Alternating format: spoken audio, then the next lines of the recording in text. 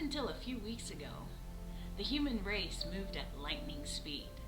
Adjusting to today's slower pace may be challenging. Let's talk about that.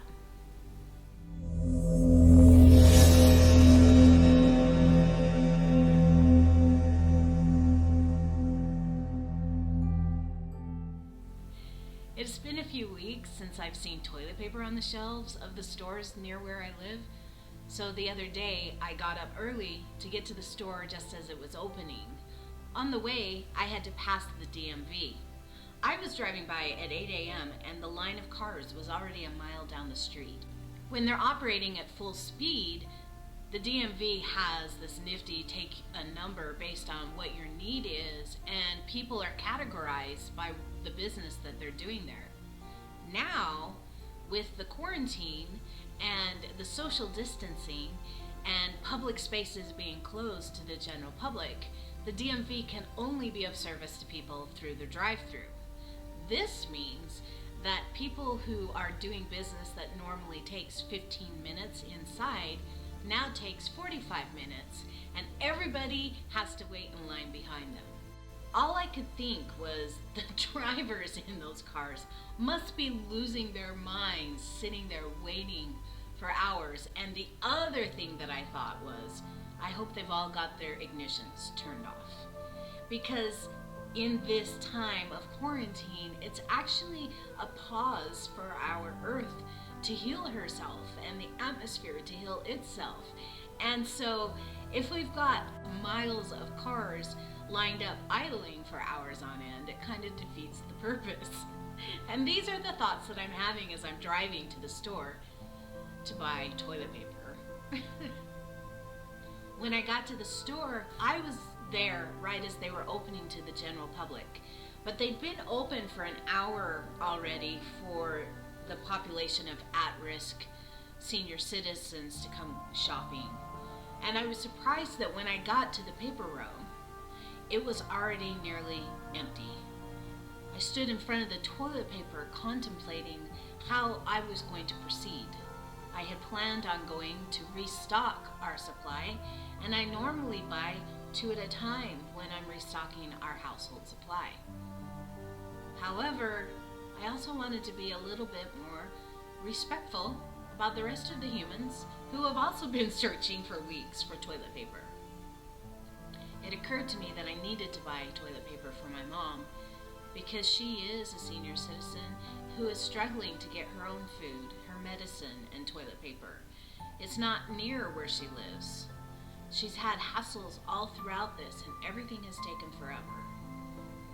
And when I finally left the store with my 2 packages of toilet paper, one for my mom and one for me and my household, the checker had reminded me that we could only purchase 1. I said to her, I appreciate you reminding me that, and one of these is for my mom. Is it okay if I purchase 2? And she said, in that situation, absolutely. We had a man in here this morning with 15 super packs of toilet paper that he was trying to buy for himself.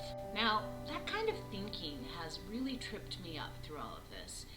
I have found it super amazing to watch humanity panic and struggle and fight over toilet paper. I read an article written by a psychologist that said part of the reason why people are hoarding toilet paper is because the gigantic packages of toilet paper make them feel like they have control of something in an uncontrollable situation. It brings them security to know that they have 96 rolls of toilet paper in a time when everything is uncertain. As I was leaving the grocery store, I decided to go back the same way I had come. I was curious to see how things had developed. I was at the grocery store for 20 minutes.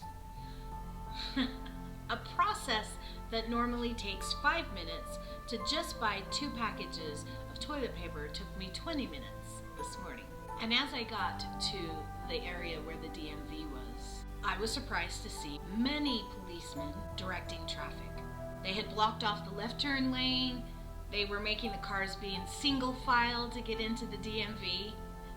They were directing traffic in and out of the DMV. And the line was now all the way to the intersection, and up the corner, several miles long. There were police everywhere, and I imagine that happened because the Utah Department of Corrections administrative offices are also on that road, and their entire parking lot had been barricaded by the line of cars that are trying to get to the DMV. All the way home, I pondered the pace at which humanity is still trying to move. We've been given an invitation to slow down. We've been given an invitation to try to do our lives differently, to look at what it is that we want to create. Do we want to continue to push, go, at lightning speed? Or are we willing to take a breath and pause and slow down?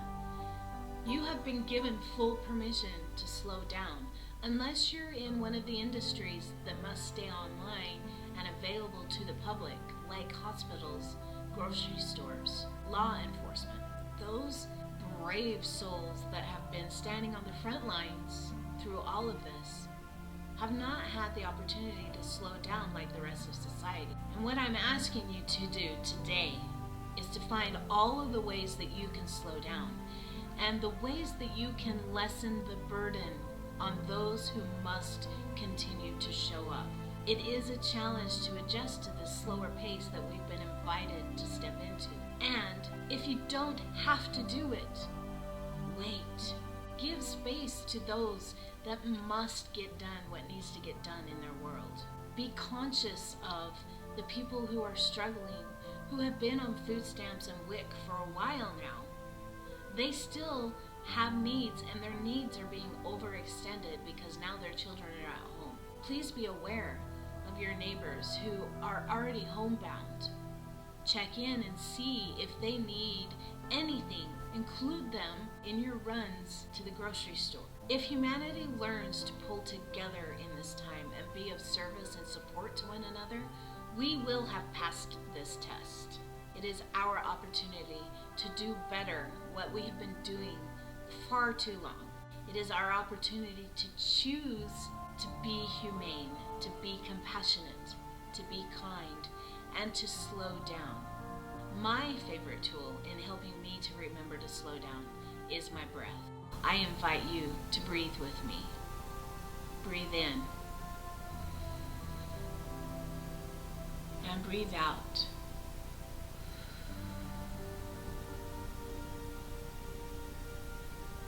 Breathe in.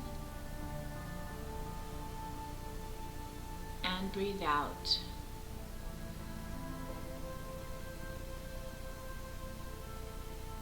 Breathe in. And breathe out.